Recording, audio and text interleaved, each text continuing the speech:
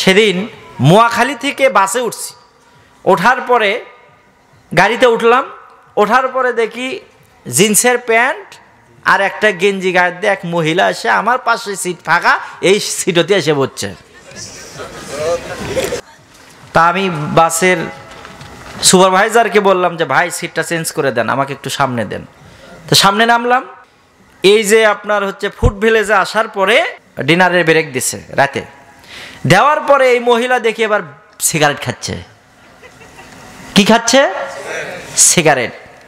ও আল্লাহ রে, আল্লাহ রে, কোন দুনিয়ায় পাঠাইলা আমারে। বর্তমানের মাইয়া পোলার সমান সমান মাপ, লম্বা চুল কাটিয়া আবার মাথায় লাগায় ক্যাপ।